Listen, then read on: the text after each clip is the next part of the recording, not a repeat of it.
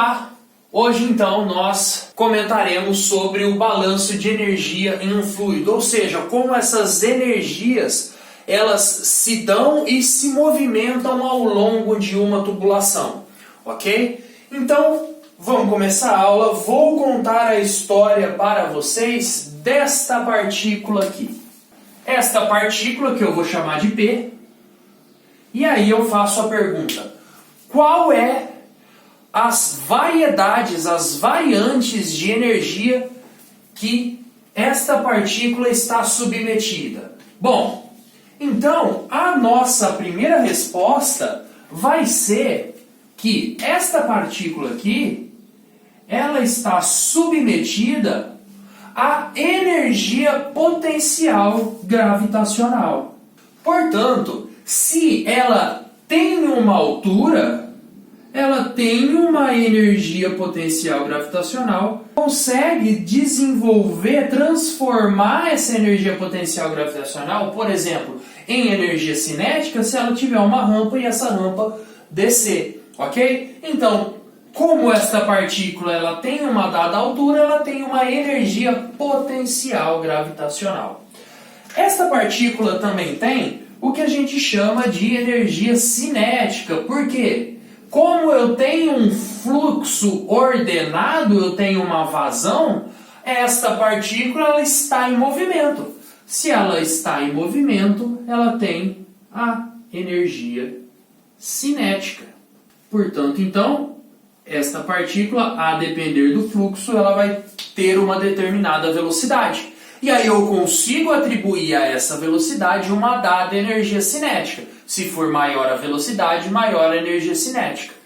Bom, e é só isso? Não. Em escoamentos sob pressão, ou seja, em escoamentos confinados, nós temos o que a gente chama de energia oriunda da pressão. Então, caso nós furássemos qualquer tubulação de abastecimento de água, a gente ia ver a água jorrando por esse furo. Por quê? Porque este fluido em confinamento, ele está pressionando as bordas e gerando uma pressão interna. Então, esta força que tenta expelir o fluxo das bordas, a gente chama de energia de pressão. Quanto maior a pressão, maior essa energia, tá bom? Bom, então nós temos essas três variantes e como nós falamos matematicamente cada uma delas. Para facilitar os cálculos, nós calculamos todo tipo de energia pela unidade metro, ok? Então isso aqui é muito importante. A partir de agora, a nossa unidade de energia é igual a metro, ou seja, uma unidade de comprimento, tá bom? Isso aqui, pessoal, a gente sabe que unidade de energia não é metro, né? Na verdade, energia é potência vezes o tempo. Mas, para facilitar matematicamente para a gente, em hidrodinâmica, nós falamos que nós representamos todas essas energias por metros. Então a gente, na formulação, nós fazemos um malabarismo aritmético e nós representamos todas essas energias por meio da unidade metro, ok? Bom, então como que fica representado cada tipo de energia dessa por meio desta unidade metro? Então, para a gente calcular a energia potencial gravitacional, nós simplesmente somamos a altura, né? A altura desta partícula em relação a algum referencial. Como nós representamos matematicamente a energia cinética? A energia cinética nós representamos por V² dividido por 2G. E como nós representamos a unidade de pressão, a energia de pressão? Nós representamos pela pressão, pressão que eu sei que é, pessoal, força dividido pela área.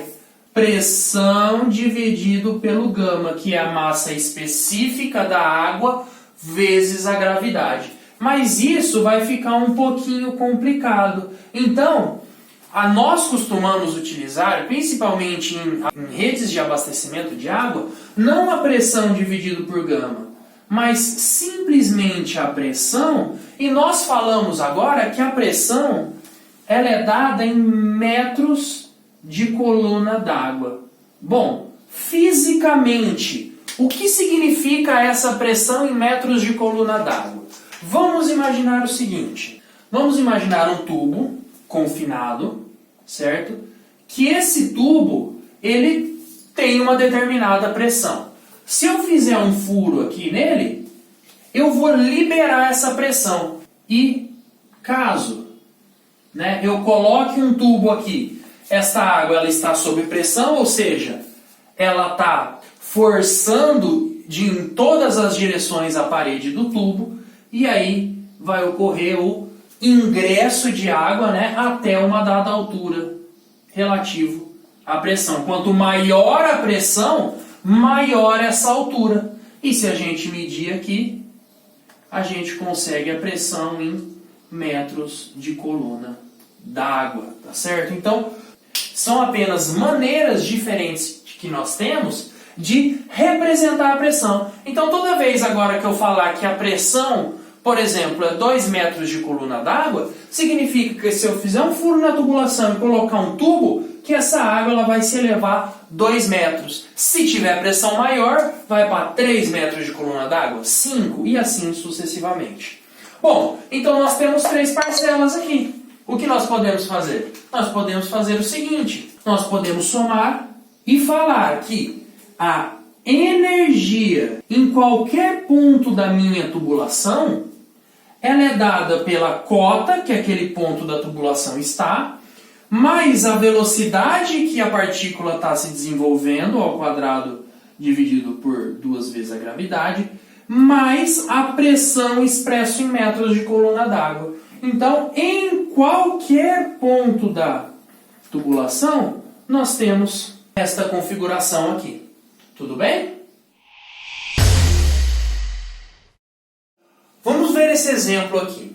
Nós temos uma tubulação, essa tubulação ela está mudando de altura, tá bom? E nós temos o ponto 1 e o ponto 2. Bom, se eu pegar o ponto 1, eu sei que eu expresso a minha energia por metros. Então, e eu sei também que neste ponto 1 eu tenho a energia potencial gravitacional, que a gente fala que é Z1, que é a cota, que é a diferença desse referencial de nível aqui até o ponto, Z1, mais a pressão. Então, se eu furar esse ponto aqui, a água ela sobe até este nível aqui, mais a pressão em metros de coluna d'água, P1, mais a velocidade que essa partícula está caminhando ao quadrado dividido por 2G. E no ponto 2? No ponto 2, essa partícula tem os mesmos tipos de energia, com magnitudes diferentes. Por quê? À medida que a minha tubulação subiu, a energia potencial gravitacional dela subiu. E aí a pressão diminuiu.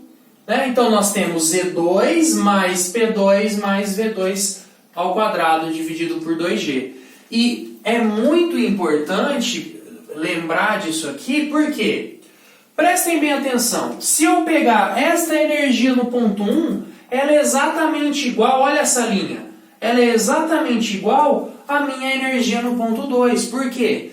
Lavoisier já dizia, na natureza nada se cria, nada se perde, tudo se transforma. E foi o que aconteceu, a energia ela apenas se transformou. Como nós estamos em fluidos ideais, nós não estamos considerando a perda de carga, tá bom? Então, muito simples, Nós temos uma igualdade. Então, a energia desse lado é igual à energia do outro. Bom, eu consigo expressar matematicamente a energia do ponto 1? Consigo. É Z1 mais P1 mais V1 ao quadrado dividido por 2G. Isto é igual a Z2 mais P2 mais V2 ao quadrado dividido por 2G e apresento aos senhores o que nós chamamos de equação de Bernoulli para fluidos ideais. Tá certo? Então eu consigo fazer essa igualdade para qualquer ponto. Ponto 1, ponto 2, do ponto 2 para o ponto 3, do ponto 3 para o ponto 4. Por quê? Nós assumimos que não existe perda de carga. Então, sempre essas energias elas vão estar se modificando, mas elas continuam iguais. Eu tenho uma igualdade em todos os pontos desta quantidade de energia. Para fechar agora, vamos fazer uma analogia com um trem. Bom, então, a partir de agora, o nosso fluxo ele vai ser um trem. E na ligação entre os vagões, ou seja, na ligação entre as partículas, vai ter uma mola. Então, o que vai acontecer? É como se eu estivesse no último vagão empurrando tudo e todas as molinhas estivessem tensionados. E esse vagão ele está percorrendo um trilho plano. Um trilho plano em que não tem atrito porque a gente está em um fluido ideal. E ele está percorrendo com as molinhas todas tensionadas. Mas chegou um momento em que ele vai ter que passar pelo monte. E aí, como é que esse trem vai se portar? Né? À medida que ele passa o monte, né, no tempo t igual a t1, ele precisa manter a mesma velocidade. Por quê? Todos os vagões estão conectados. Todas as partículas em um fluido em confinamento, uma está conectada com a outra, embora não fisicamente, mas elas estão se chocando. Então o que acontece? Se elas estão todas conectadas, se os vagões estão todos conectados, a velocidade aqui tem que ser igual à velocidade aqui, que tem que ser igual à velocidade aqui. Né? O vagão ele não pode andar com velocidade menor aqui, velocidade maior. Então, se eu aumentei a minha energia potencial gravitacional, não consegui diminuir a minha energia cinética, porque os vagões eles têm a mesma velocidade. O que acontece? Então, se a gente vê essa mola aqui no alto do cume, a gente vai perceber essa mola não mais tensionada. Então, é justamente o que acontece com a pressão.